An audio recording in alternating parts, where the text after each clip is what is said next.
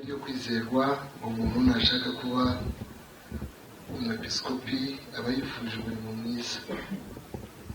Nuko umwepiskopi akwiriye kuba inyangamugayo, no kuba umugabo w'umugore umwe, abe udakunda ibisindisha, wirinda, ugira gahunda mu kubaho kwe, ukunda gucumbikira abashyitsi, ufite ubwenge bwo kwigisha, utari umunywi wa vino cyangwa umunyarukoni, ahubwo abe umugwaneza utarwana, utari umukozi w'impiya, uteka neza abo mu rugo rwe, agatera abana be kumvira no kubaha rwose.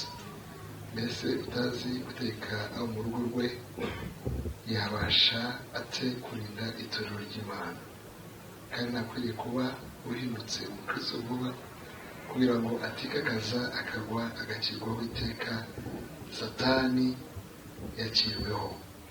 Kandi akwiriye gushimwa neza n'abo hanze kugira ngo adahinyuka akagwa mu mutego wa Satani. Turangirize muri Joshua cyangwa Yosuwa. Igitabo cya Yosuwa ni igitabo gikurikira neza igitabo, ariko kugira ngo nihute reka amakuru nari gusoma muri Joshua yareke yasimbuze umurongo mugufi n'umworohera. Guteka kwa kabiri 34 umurongo wa 9. Guteka kwa kabiri 34 umurongo wa 9 aravuga ngo Yosuwa mwene Nuni yari yuzuye umwuka w'ubwenge kuko Mose yari yaramurambitseho ibiganza. Isirayeli baramwumvira bagenza uko Uwiteka yategetse Mose. Ndashima Imana kubw'uyu mwanya mwiza, kandi ndashima Imana kubw'itorero Shilo Imana yaduhuje mu buryo bwayo mu gihe cyayo, kandi twakoranye umurimo.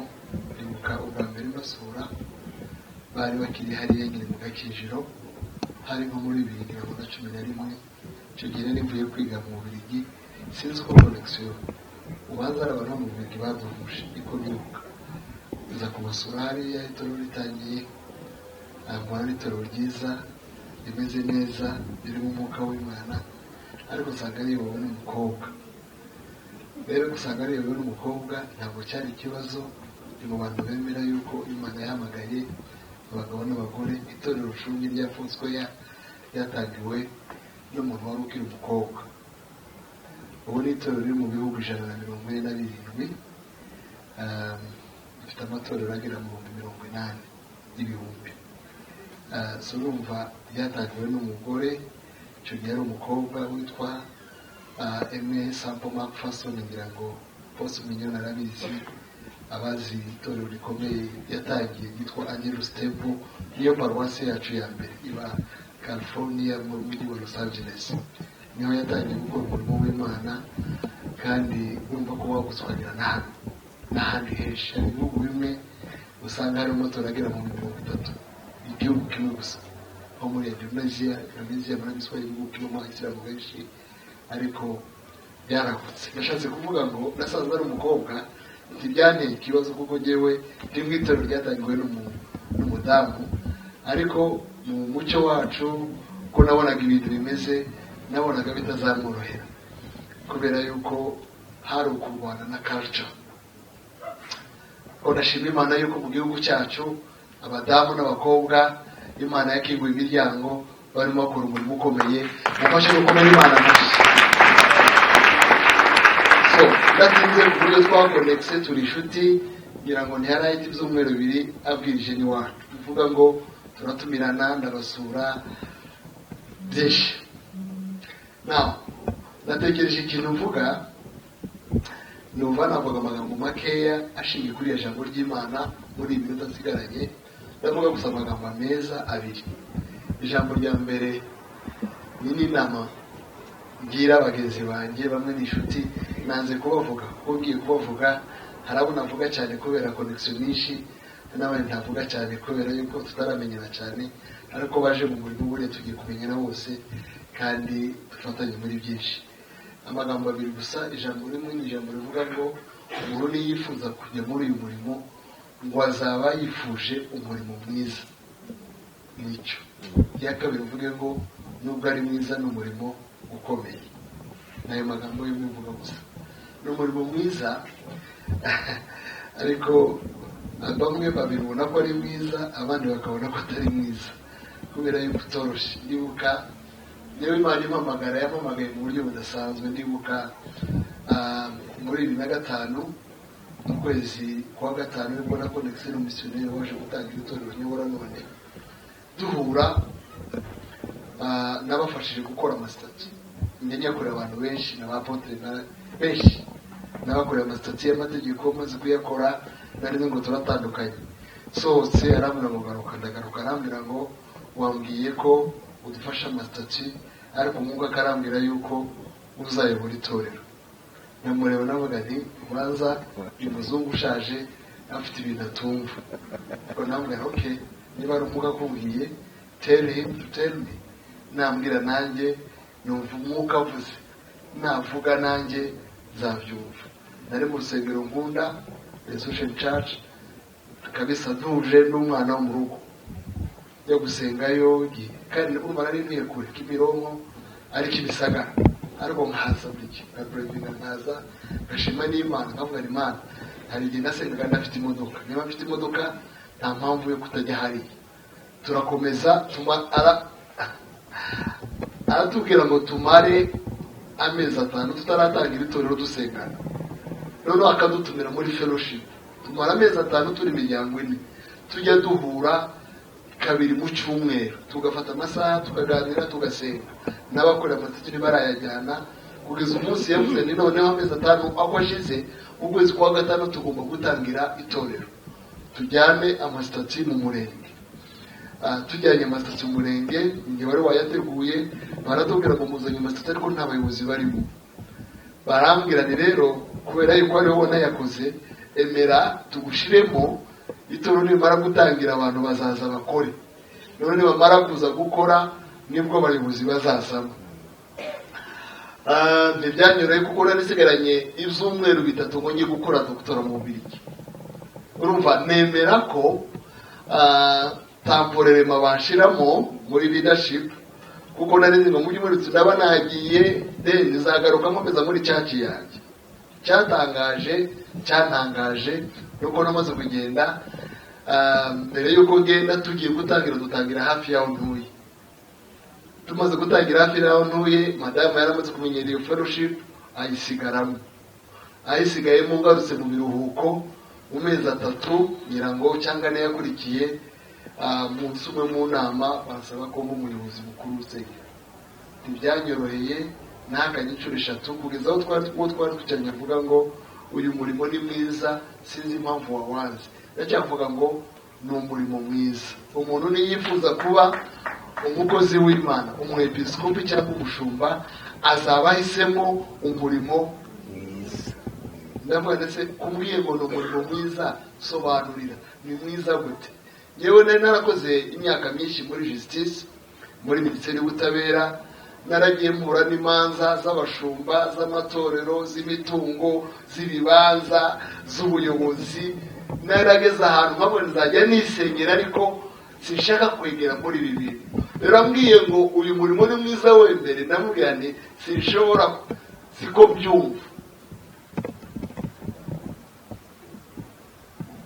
Tuzamura Imana yacu ibiganza, reka dukomere Imana yacu amashyi. Naje kugira isoni mu bantu nemera, maze kwemera mu zumweru byakurikiye nagomba gusira mu Bubiligi kwiga. Bucya genda mbona wa missionnaire azanye Rwanda arambwira ni noneho kugiye kugenda urasigamo interim. Ni ukuvuga ngo deja n'usigaye ni interim, azajya reportinga kuri ngewe. Tushobora kuba mu bintu utabirimo kubera yuko deja muri leta byari byagaragaye yuko mastati ndimo sizeho interim. Ni ukuvuga ngo nari obuje kumonitoringa nkurikirana umunsi ku munsi k'umurimo ukorwa kandi ndi hari. Kumva bwira iki gihe kuva uwo munsi nisanze nagiyemo mu buryo nanjye ntateguye kugeza none. Imana niyo kwizerwa. sindabona umurimo nishimiye nk'uwo, kandi ngira imirimo myinshi ikomeye.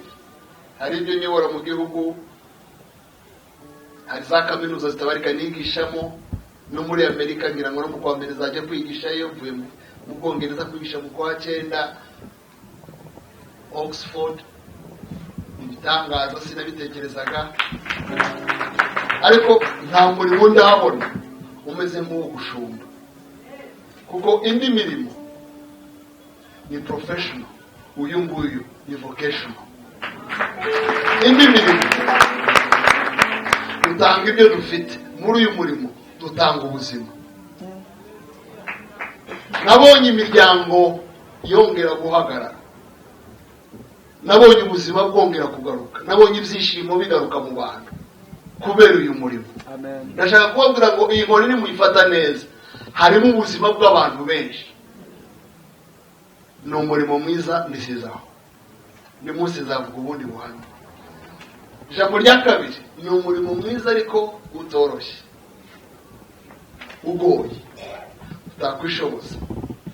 Ndavuga utuntu nka 3 cyangwa 4 tugaragaza ko utoroshye. Icya mbere, ni umurimo usaba gukorana n'Imana ari gukorera mu bantu.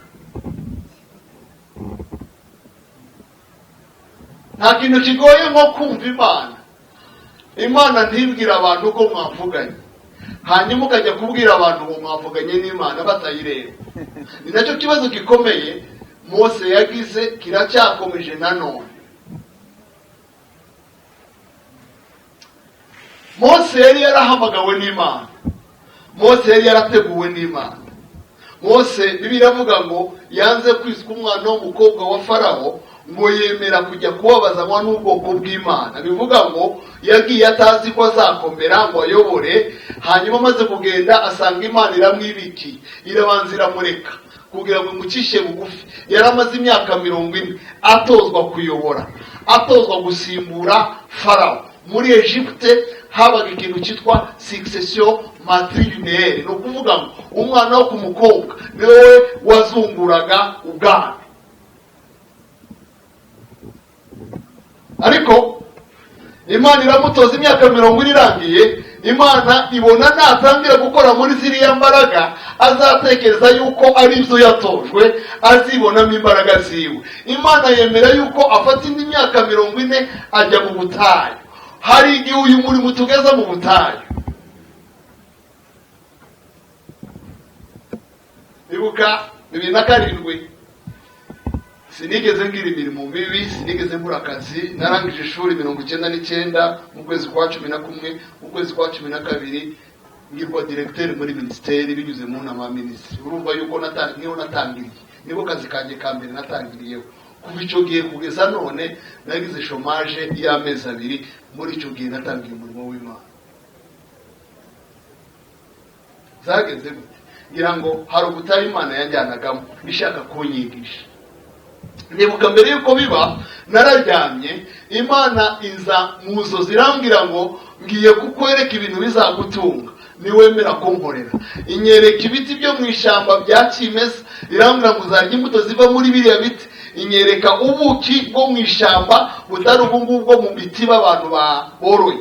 Bivuga ngo irambwira ni nunyura muri iriya shamba uzasanga hari ibyo nateguye uzarya, hari imbuto, hari ubuki, niwemera kunkorera. Ikimbwira gutyo sinumvaga ikinteguza. Mu gihe gito y'akazi nari mfite nagasezera njya gukora doctor. Ngezeyo mbere yuko mbona kandi kazi hazamo akantu k'agakrize kameze nk'ubutayu, kugira ngo Imana inyigishe. Nimo ndavuga ngo tunyura mu butayu. Muri byo yaravuze ngo nyura mu misozi, nyura mu mataba, aho hose niko harusha umutima. Yasaba Uwiteka kugira ngo afashe. Uwiteka nawe ntajya atinda kunyumva. Ndi muri ubwo buzima. Umunsi umwe abapasiteri dukora nabo mu ntara baraza bagera mu rugo, twicara mu rugo, nta gafaranga, nta kintu kiri mu rugo, turarebana. Madamu arambwira ngo abashyitsi baje. Ndambwira ni nababonye ko baje. Bimeze gute? Ndi bimeze nka neza cyane. Umutima ukanga ni niki cyatumye wemera gukora uyu murimo? Kubera yuko itajya kubukora uyu murimo wari kuba umwanya wo gukoresha ibindi bintu byinshi. birimo no gushaka imibereho. Ndababwira ngo umunsi Imana impamagara inyemeza ko ngiye kujya mu murimo, yarambwiye ngo nizane ibintu bitatu. Ikintu cya mbere yarambwiye ngo uzane impano, sinari nzi ko ngira impano. Icya kabiri yarambwira ngo uzane ubutunzi. Icya gatatu yarambwira ngo uzane umwanya. Ibyo bintu uko ari bitatu, ubutunzi, impano, umwanya, numvaga binahabanye, kuko umuntu usabye umwanya umuha ikiguzi cyawo, umuntu usabye ubutunzi umuha umwanya ngo abushake. Ariko Imana irambwira ngo ibyo byose uko ari bitatu ubizane kugira ngo umvorere. Madame turarebana, twari dufite buji iramanuka, twiga gushya. Hari igihe batubwira ngo ushyiraho umunyu kugira ngo itarangire, dushyiraho umunyu iramanuka. Tuyibona muri quartier, nibaza ukuntu tugiye gushaka buji hariya, niba nta mafaranga mfite ngiye kuguza buji, ndavuga n'ibindi sinabikora, ndatuza. Buji irangiye, twari dufite icyumba cy'amasengesho mu rugo, tujya mu cyumba cy'amasengesho tuvuga mu ndimi mu mwijima, ijoro riragera turaryama, buracya mu gitondo cyakurikiyeho haza misiyo yihuta injyana Cote d'Ivoire. Imana ica inzira mu butayu, Imana igica inzira, hari icyo Imana igikora. Imana imaze guhamagara Mose imujyanye mu butayu, amarayo imyaka 40. Umunsi umwe Mose arimo agenda ati ngo gahunda y'Imana yararangiye, ishyaka ryinshi ryararangiye. Ngira ngo yarahagaze muri Yeremiya avuga ngo waranshutse nemera gushukika. Hari igihe muzagera ahantu ujye wibaza ngo waranshutse mu muriro, zaba ndi kumwe nawe. Ndagira ngo mbabwire ngo iyo abahamagaye niyo kwizerwa, iri kumwe namwe muri uyu muhamagaro. Ariko ntibivuga ko mugira vaccine y'ibigerageza, nta rukingo, tugira assurance mu bigerageza.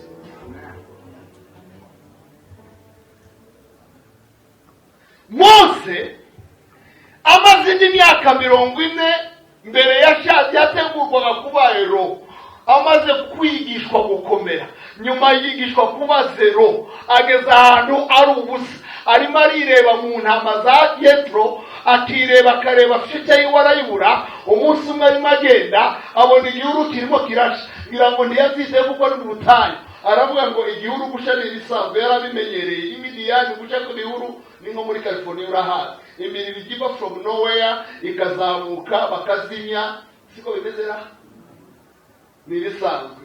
Yongeye kugaruka abona neseme cya gihuru ikiragomboka, abona kamene nanyuza mu gitondo mbona kirimo kirasha, narize musanga cyaragiye, none ndagarutse ntazi kikiriho. No kuvuga ngo nicyo cyatumye aza, aravuga ngo reka ndebe none habaye iki. Ajya kureba ishyano ryaguye, ageze ahura n'umuhamagaro. Umuhamagaro wacu uba mu bihe twiheze, umuhamagaro wacu uba muri randevu y'Imana. Iyo Imana yashatse kuguhamagara ngo uyikorere, ikoresha circumstance. Nibwo buryo bwa mbere Imana ikoresha kugira ngo dusobanure ko yaduhamagaye. Hari abajya bavuga ngo ndashaka kumva ijwi. Imana ivugisha ijwi, ariko igira uburyo ibihumbi bwo kuvugana n'ubwoko bwayo. Ijambo ry'Imana rivuga ngo ikivuga mu buryo bumwe cyangwa mu bundi, akenshi turarangaye.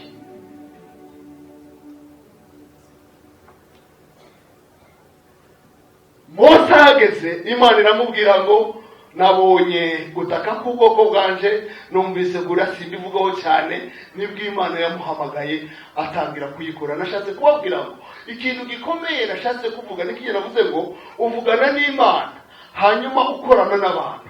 Imana ikazi ikabwira Mose gahunda, ikamubwira ngo jya kubwira abantu ko navuganye nawe. Yagera akababwira ngo navuganye n'Imana, abantu bakamubwira ngo yibwire natwe tubwire. Akabwira Imana, Imana ikamubwira ngo nakubwiye ngo ujye kubabwira. Sinzigera mvugana nabo, uzaba nk'Imana muri bo. Rero inshingano ikomeye ya mbere mugiye kugira niyo kujya mushaka mu maso y'Imana kugira ngo mubone izo mubwira abantu. Imana niyobewe ko abantu bariho, ifite izibabwira mu gihe cyayo, ariko hari igishaka yuko duhora tuyaza amaso kugira ngo ivuge, hanyuma natwe tuvuge. Muzirinde akamenyero muri uyu murimo. Dufite abantu bamenyereye uko bazabwiriza n'ibyo babwirije, baza baje kubisoma. Dependance n'Imana ya buri munsi niyo izabafasha kuyobora ubwoko bw'Imana uko ishaka. Buri gitondo ujye ubwira Imana ngo mpa ijambo rya mu gitondo. ngiye kumara imyaka nk'itanu buri gitondo nyambwira Imana ongera unganirize.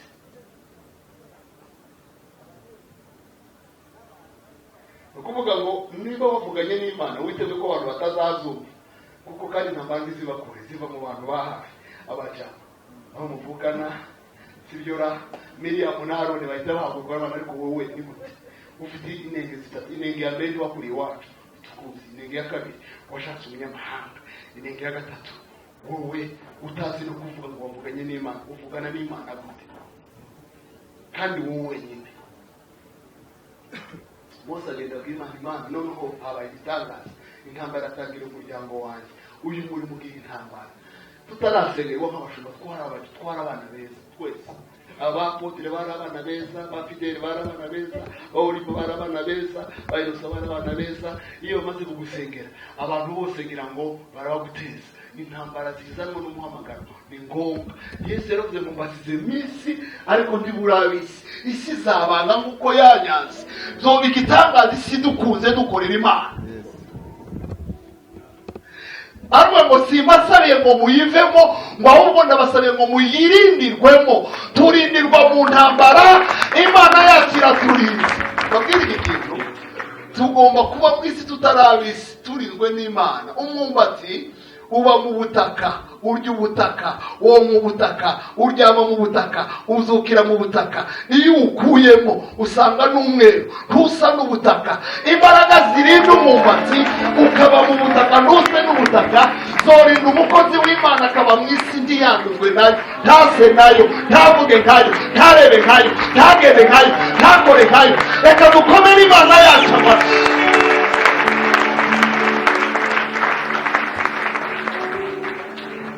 Cya kabiri, iminota nayirengeje nazumvise, nicyo kibazo cy'abashumba. Cya kabiri, ni inshingano isaba umwanya. Isaba umwanya. Ubundi ijambo Yesu yabwiye abigishwa amaze kubahamagara, arababwira ngo nimunkurikire. Bagira ngo none bagiye kuba VIPs. Umugore yari amaze gutegura abana, babwira ngo azicara hano undi aha nawe. Niko bigomba kumera. Iyo protokole nzayikipinga kubwira umunsi umwe yamusanze aramubwira, ariko ibyo twavuganye n'abana kutazubahiriza. Ndashaka ngo ubwami bwawe umwe hano undi hano mu bana banjye bene Zebedayo. Sinumva ukuntu boba bakwicaye kure, barimo barakugendera kure. Yaraze ngo n'ibyubahiro. Yesu abahamagaye arababwira ngo ndabahamagaye, ariko ngiye kubagira abarusi b'abantu. Yasanze baroba bene Zebedayo ku nkombe babuze amafi, bamaze kuyafatisha bimeze neza. Aravuga ngo nimungurikire, je vous ferai pêcheurs d'hommes. I will make you to be fishers of men. Zabagira abarozi b'abantu. Reka mbabwire amagambo nkane aranga abarozi. Ikintu cya mbere, umurozi ni umuntu ukora cyane, arakora ku manywa agakora nijoro. Iyo abandi baryamye nicyo gihe bari mu kazi gakomeye. Iyo abandi babyutse nicyo gihe acuruza, nicyo gihe yanika, nicyo gihe afata inshundura akazoza, nicyo gihe zitegura kuri nijoro rikurikira. Bakora ku manywa na nijoro. Nagira ngo mbabwire ngo ubushumba ntabwo ari ukuregeza, ntabwo ari ukuryama ngo baguserve, ahubwo ni ugupfukama ngo userve abantu. Nuko uzajya ujya ku mavi nijoro, ugire devotion za nijoro, ugire inzozi za nijoro, ugire ijambo rya nijoro, hanyuma ku manywa wirirwe muri sekira kabandi. Unsanze Nyarutarama ntiwamenya yuko ndi umushumba, ko hariya ni muri workplace. Ibone bante basiri biriya barareba umusaruro.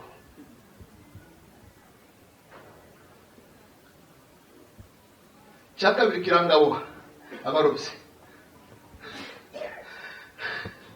cyiza cyane, nibo bantu bonyine bajyana umucyo mu mwijima.